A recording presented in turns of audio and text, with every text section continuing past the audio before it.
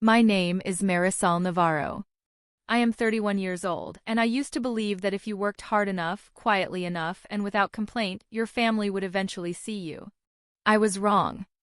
I learned that the night my father called me, 3 days before my wedding, to tell me he had decided not to walk me down the aisle. I want to be precise about what that sentence felt like, because it would be easy to soften it into something more manageable, to say I was hurt, or surprised, or caught off guard. But what actually happened was this. I was standing at the kitchen island in the apartment I had owned for 4 years, still in my work clothes at 9:30 at night, and when I saw his name on my phone I answered it on the second ring because that is what I had always done. I had always answered. I had always made it easy. And then he said what he said, and my free hand found the edge of the counter, and I held on to it like the floor had shifted. There is a man named Roberto Vidal who had been part of my life since I was 17 years old. He was the one I thought of in the first seconds after the call, not because I had a plan yet, but because he was the person who had always shown up when the people who were supposed to didn't. He did not open with an apology. He opened with a sigh. The long, tired sigh I had heard my entire childhood, the one that communicated, before any words arrived, that whatever he was about to say was somehow a burden he was carrying on my behalf. Then he said, "Marisol, I've been thinking about the ceremony, and I don't think I can walk you down the aisle." I asked him why. He said, "Your sister is having a hard time with the whole thing. She feels like it would be too much for her, watching that. You know how she gets." I did know how she got. I had spent 31 years knowing how she got. Her name is Priscilla. She is 3 years older than me, and she had been engaged twice, once at 24, once at 27, and both times the engagement had dissolved before a venue was booked. I had never said anything unkind about either situation. I had driven 3 hours to be with her after the second one ended, sat with her on her couch for an entire weekend, and said nothing except what she needed to hear. When she told me 18 months later that she was glad it hadn't worked out with either of them, I told her I was glad too. And now, 3 days before I married the man I had chosen, she was having a hard time.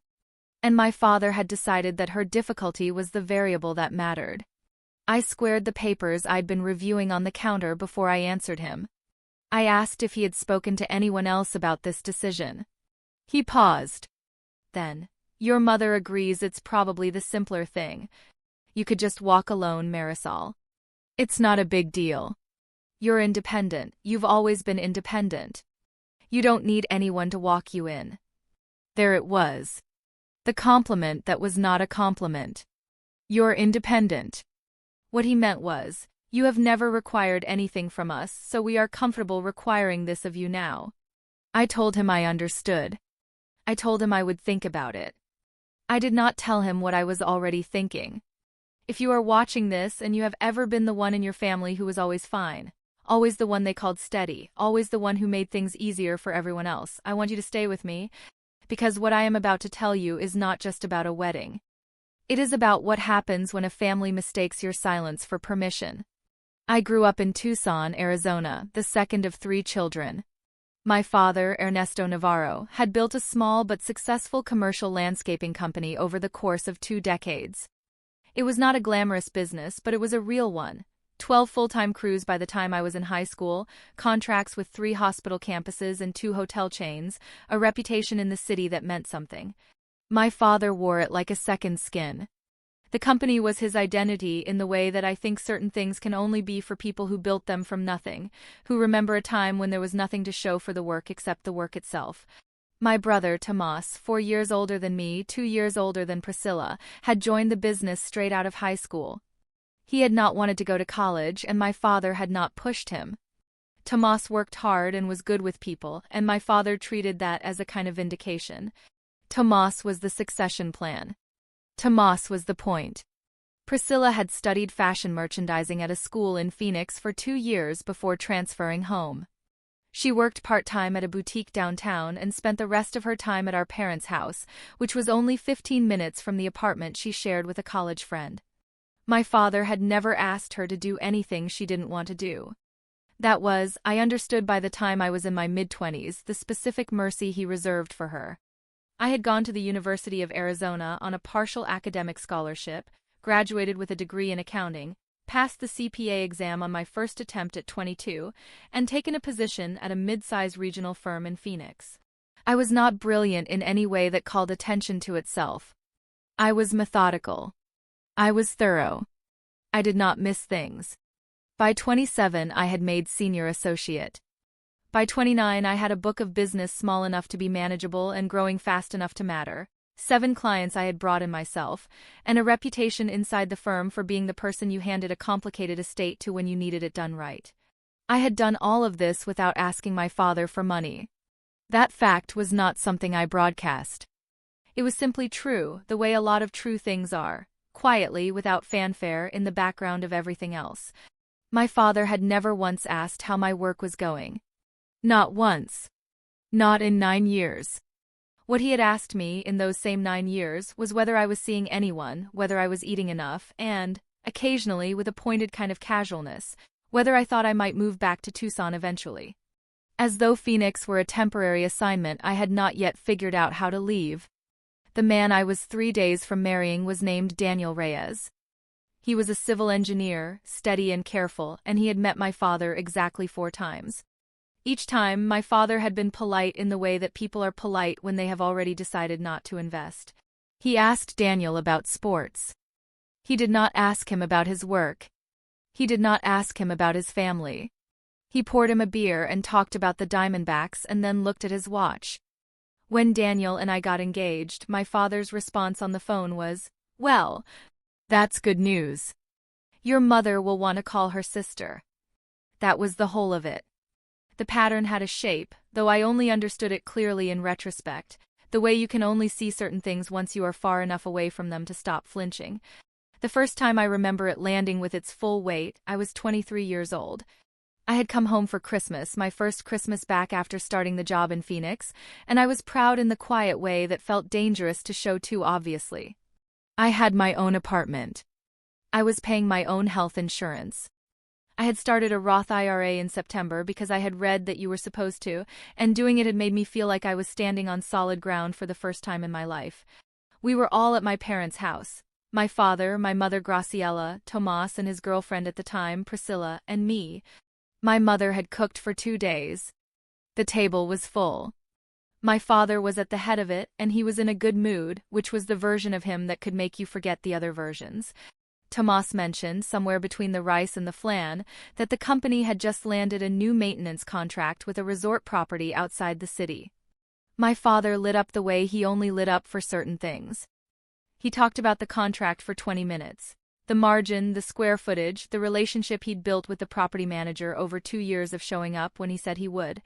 I waited for a pause, and I said that my firm had brought me onto a new estate case, a complicated one, and that the partner who handed it to me had told me directly it was because of my work on the previous one. My father said, "Good. Is it keeping you busy?" That was all. My mother said, "Eat something, Mija. You look thin." Priscilla said she had been thinking about taking a pottery class. My father asked what kind of pottery. I picked up my fork.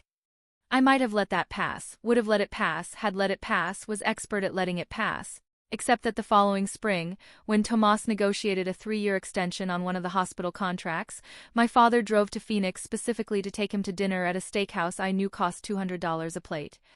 He called me the day before to mention they were coming through the city, and I asked if I could join them, and he said, "Oh, this is really more of a Tomas thing, Marisol. A business dinner." I was an accountant. The dinner was to celebrate a business contract. I was not invited to the business dinner. I told him I understood.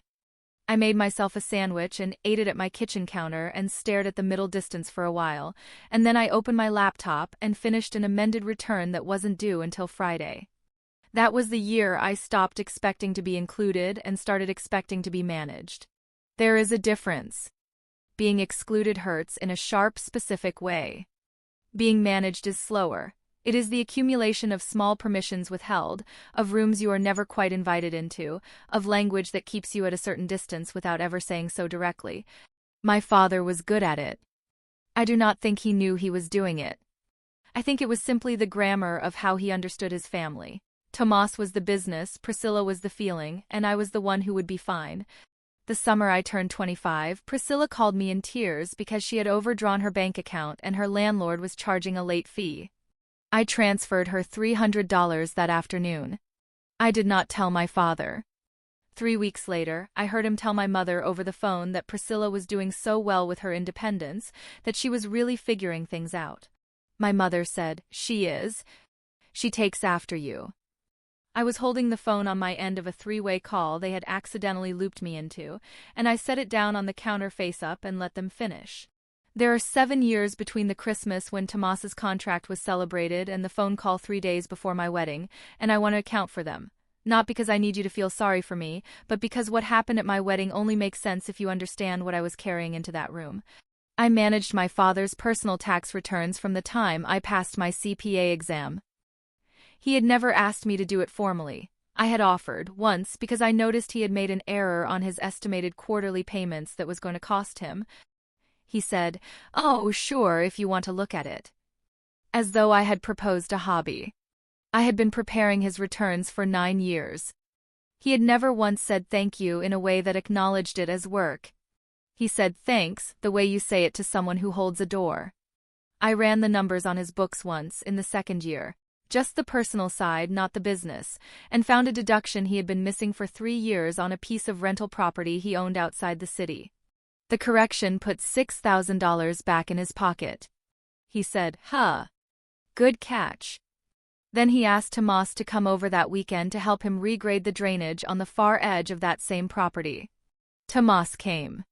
I was not asked. I rebuilt his filing system in year 3 because his prior accountant had organized everything by calendar year in a way that made cross-referencing a nightmare.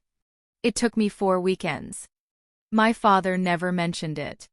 Tomas's quarterly bonus from the company that year was $11,000. I know because I saw it in the books.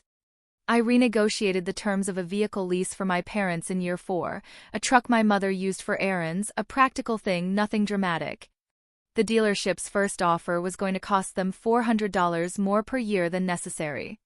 I called the finance manager directly, walked through the numbers, and got the better rate in one conversation. My mother said, "You're so good at that kind of thing." My father said, "Your mother has been wanting a truck with the backup camera." Then the conversation moved on. The year I turned 28, my father's business partner of 11 years, a man named Gustavo who owned 40% of the company, decided he wanted to exit. This was not a small situation. Gustavo's stake needed to be valued, the buyout needed to be structured. And there were 2 ways to do it that would have significantly different tax consequences for my father depending on how the transaction was treated. My father called me.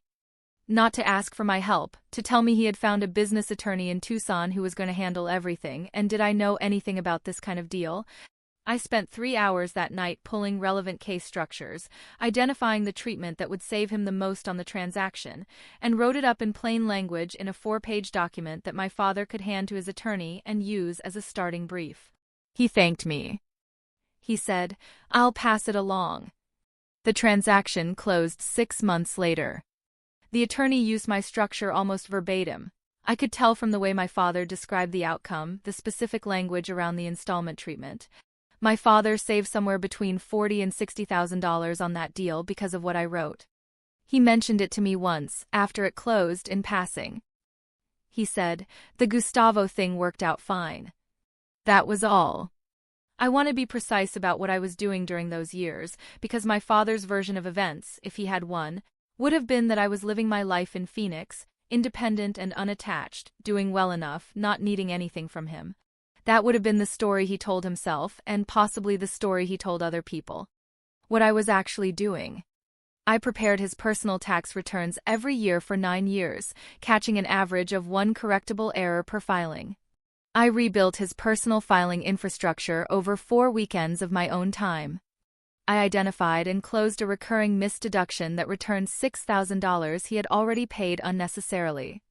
I saved him an estimated $40,000 to $60,000 on the Gustavo buyout by providing the structural framework his attorney used. I transferred money to Priscilla 3 times across 4 years, a total of $900, without telling my father, which preserved the fiction that Priscilla was figuring things out on her own. I drove to Tucson 11 times in 9 years for family events. My father came to Phoenix once for the steakhouse dinner he did not invite me to. I said none of this out loud. I kept showing up. I kept being fine. I had told Daniel all of it, over 3 years of evenings and weekends and long drives back from Tucson, and he had listened to every word. He had a way of being still when he listened that I had never found in another person. Not still in the way of someone waiting to respond, but still in the way of someone who was genuinely receiving what you were saying, turning it over carefully, not rushing to fix it. On one of those drives home, I had told him about the Gustavo deal, and he had been quiet for a long time, and then he said, "Does he know what that cost you?" I told him I didn't think my father thought of it in those terms. Daniel said, "I know. I'm asking about you." I had to look out the window for a moment after that. My throat had tightened in the way it only does when someone says the thing you have been not saying so carefully for so long that hearing it out loud is almost a shock. The engagement had been 18 months long, which was exactly as long as it needed to be. We booked a venue outside Phoenix, a small hacienda property with a courtyard that held 120 guests and had the kind of light in the late afternoon that made everything look like it was happening inside a photograph. I had planned most of it myself on weekends alongside full weeks of work. Daniel had handled the vendors, the catering walkthrough, the sound equipment. We had divided it like a project, which suited us both. My father had been invited to participate in exactly the degree he chose to. My mother had come to the venue with me once, had said it was beautiful, and had cried a little in the parking lot on the way out in a way that felt genuine. Priscilla had not come to the venue walkthrough. She had sent a text that said, "Congrats on the venue, looks amazing in the photos." The rehearsal dinner was the Thursday before the Saturday wedding. My father was there. He sat at the end of the table and talked to Tomas about a new piece of equipment the company was looking at, and he shook Daniel's hand before they sat down and said, "You're getting a good one." It was the kindest thing he had said about me in recent memory, and he said it to Daniel, not to me. I was standing close enough to hear it. I picked up my water glass and took a slow sip. The Friday morning call came at 8:47. I was in the middle of reviewing the final vendor timeline on my laptop, a cup of coffee going cold at my elbow. My phone buzzed on the table and I saw my father's name and I picked it up, the way I always had. He was already sighing when I answered. He told me he had been thinking about the ceremony. He told me Priscilla was having a hard time. He told me he didn't think he could walk me down the aisle. I asked him when he had made this decision. He said, "Your mother and I talked about it last night. We didn't want to bring it up during the rehearsal dinner." I asked him if this was a firm decision or if he wanted to talk through it. He said, "Marisol, I don't want this to become a whole thing. You're always so good about not making things a big deal.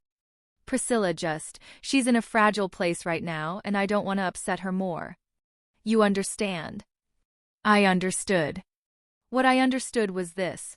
He was asking me to absorb the cost of his decision the way I had always absorbed costs, quietly, without complaint, so that no one had to watch me do it.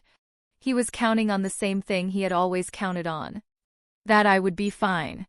That I would make it easy. That I would fold myself into whatever shape the situation required and then smooth the edges so that no one could see the fold. I told him I heard him. I told him I would figure it out. I spent 20 minutes after the call sitting at my kitchen island without moving. Then I picked up my phone and sent one text to Roberto Vidal. He was 74 years old. He had worked for my father's company for 19 years as a crew foreman, retired 3 years ago, and had been at every significant event of my life that my father had also attended. He had taught me to drive a stick shift in an empty parking lot when I was 17 because my father was too busy that summer. He had mailed me a card handwritten when I passed the CPA exam, the only person in my extended world besides Daniel who had acknowledged it as a real achievement. The text I sent said, "Don Roberto, I have a favor to ask. It is a big one. Can you call me when you have a few minutes?" He called back in 11 minutes. When I explained what I needed, he was quiet for a moment. Then he said in Spanish, the way he always did when something mattered, "Marisol, you don't need to ask. You only need to tell me what time to arrive." I told him. Then I sat back down at my kitchen island, opened my laptop, and went back to the vendor timeline. I did not tell my father what I had arranged. I did not tell Priscilla. I did not tell my mother. The doors would open at 4:15 on Saturday afternoon, and what happened next would be visible to every person in that courtyard, including the ones who had decided 3 days before that I was someone who could walk alone. The courtyard at the hacienda held light the way old stone does, slowly, deeply, as though it had been saving it. By 4 o'clock the afternoon sun had dropped behind the far wall, and the space had gone to that particular gold that belongs only to late October in the desert, when the heat has left the air but not yet the ground. 120 chairs were set in 2 blocks, an aisle of pale sandstone between them, and at the far end a simple arch wrapped in white flowers that Daniel and I had chosen because it looked like something that would still be beautiful in photographs 40 years from now. I had been in the bridal room since 2. My mother had come in at 3:15, fixed 2 pins in my veil, and told me I looked like someone from a painting. She had not mentioned my father. I had not asked. Priscilla arrived at 3:40. She sat in the corner chair and scrolled her phone and said the flowers were pretty. She said it the way you say things you feel obligated to say.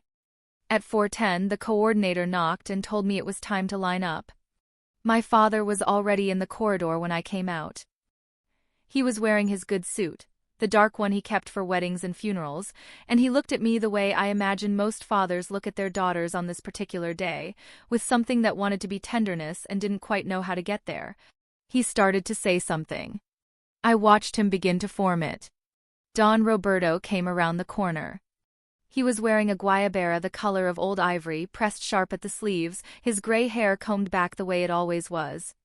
He was moving carefully the way he had moved since his knee replacement the previous year, but he was moving with purpose.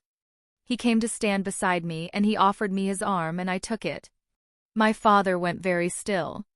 Don Roberto looked at him with the particular calm of a man who has spent his life outdoors in hard weather and is not alarmed by difficult moments. He said, "Ernesto." That was all he said.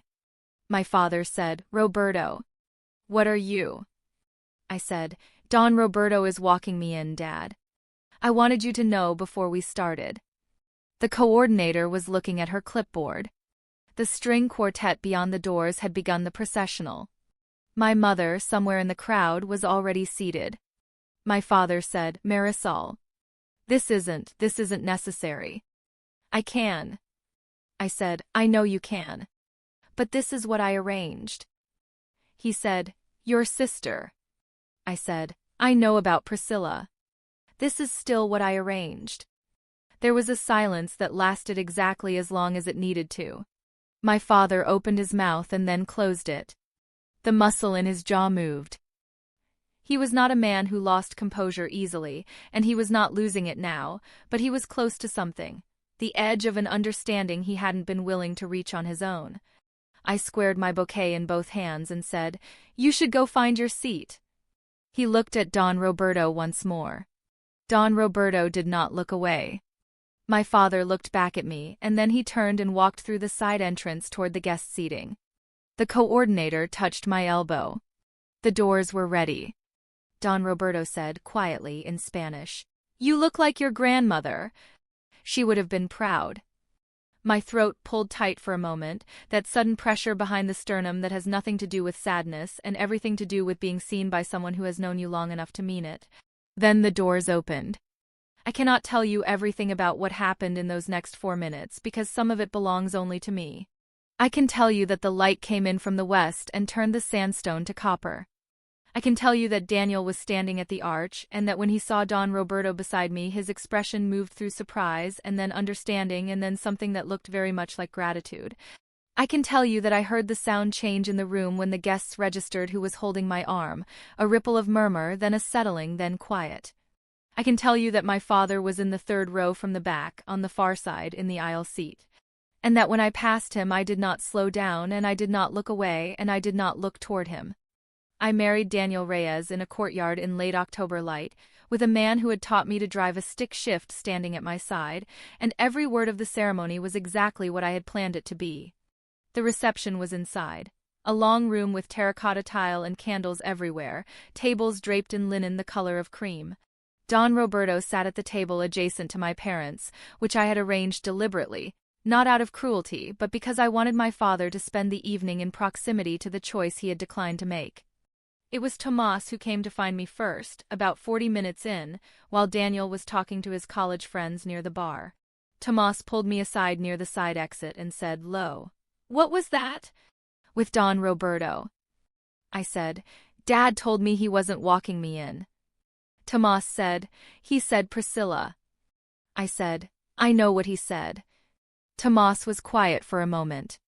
He was not a bad person. He was simply someone who had never been required to notice certain things. He said, "You could have told me. I would have walked you in." I looked at him for a moment. Then I said, "Tomas, when was the last time you called me?" "Not a group text." "Called me." He didn't answer. I said, "Don Roberto called back in 11 minutes. I left him with that and went back to my husband. My father found me an hour later, near the end of the first round of toasts. He pulled me to a quieter corner near the hallway that led to the catering kitchen, and his voice when he spoke was low and controlled, the way it got when he was managing something he hadn't planned for. He said, "You made your point. In front of everyone." I said, "I made arrangements. You'd told me to figure it out." He said, "This wasn't. Roberto is the company's retired foreman, Marisol. People are going to ask questions." I said, "Then I'll answer them."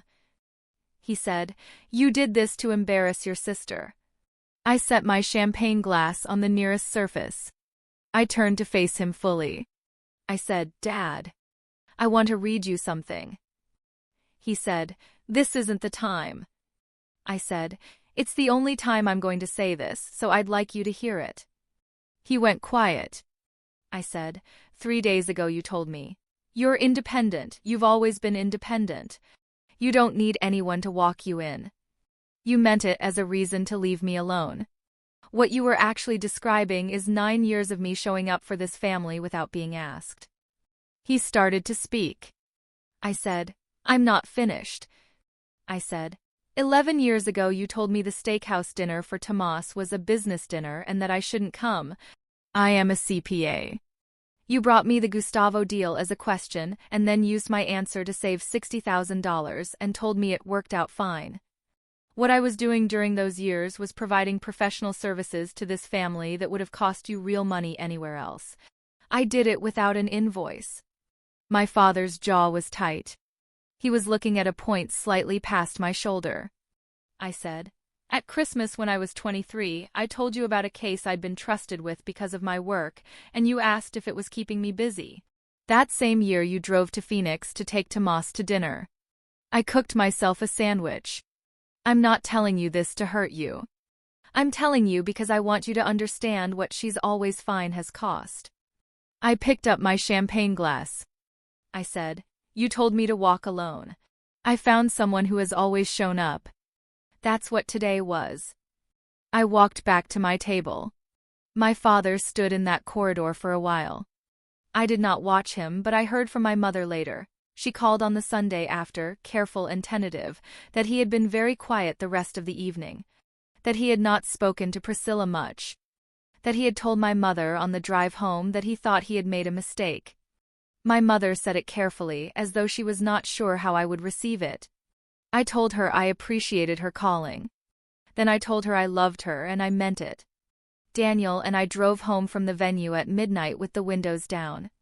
The desert in October at that hour smells like cooling stone and something faintly green that has no name I know. He was driving. I had my feet on the dash and my shoes in the back seat, which is not a dignified way to travel after a wedding but felt exactly right. He asked me how I was. I thought about it for a while. Then I said, "I think I've been holding something for a very long time and today I put it down. Not in the way I expected to." He said, "Don Roberto cried a little during the vows." I said, "I know. I saw." We drove for a while without talking, which is one of the things I have always been most grateful for with Daniel. That silence between us doesn't require filling. What I have thought about in the months since more than the ceremony itself is the phone call my father made 3 days before it. Not the cruelty of it. I have been through the cruelty of it enough times to know it was not calculated. My father is not a cruel man. He is a man who sorted his family into categories a long time ago and then stopped asking whether the categories were still accurate. I was the capable one, the independent one, the one who would handle it. And because I kept handling it, because I never stopped showing up, never stopped preparing his returns, never stopped driving to Tucson, never stopped being fine, he had no reason to revise the category. That is the thing I keep coming back to. Not that he failed me, but that I made it very easy for him to. I had been so careful not to need anything visibly that he had forgotten to look. Don Roberto didn't forget. He called back in 11 minutes.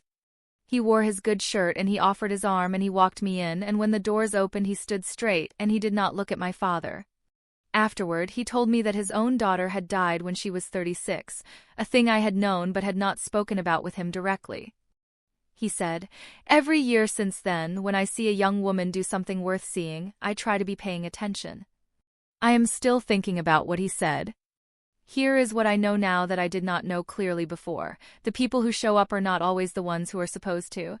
Sometimes the person who taught you to drive in an empty parking lot when you were 17 is the one who walks you into the most important room of your life. And sometimes the person who was supposed to be there teaches you something more important by staying in his seat. That you built a life solid enough to stand in without him. That the category he put you in was never the full picture. That you were always more than what he required of you. The question I have sat with since is a simple one. How long do you keep showing up for people who have stopped seeing you clearly, and at what point does the showing up become a kind of permission? I do not have a clean answer. I think the answer is different for everyone. I think it depends on what you can carry and for how long, and on whether the person you're carrying it for is capable of revision. My father called 6 weeks after the wedding. He asked if Daniel and I were settled. He asked about work. And then, after a pause I could feel him constructing carefully, he said, "I've been thinking about the Gustavo deal. What you wrote. I don't think I should have said something." I told him I appreciated it. We are not fixed. We are not what I might have wished we were. But that phone call was the first time in my memory that he said something about my work that acknowledged it as real, and I am choosing to receive it as a beginning rather than a consolation. Don Roberto came to our housewarming in the spring. He brought a plant, a large, stubborn succulent in a clay pot, and he set it in the corner of the living room where the light comes in from the east. It is still there. If any part of this story sat with you, if you've ever been the one who keeps showing up without anyone noticing, share it with someone who needed to hear it today. It might be the thing they didn't know they were looking for. This story is a work of fiction created for entertainment purposes. Names, characters, events, and details are entirely fictional and not intended to represent any real person or situation.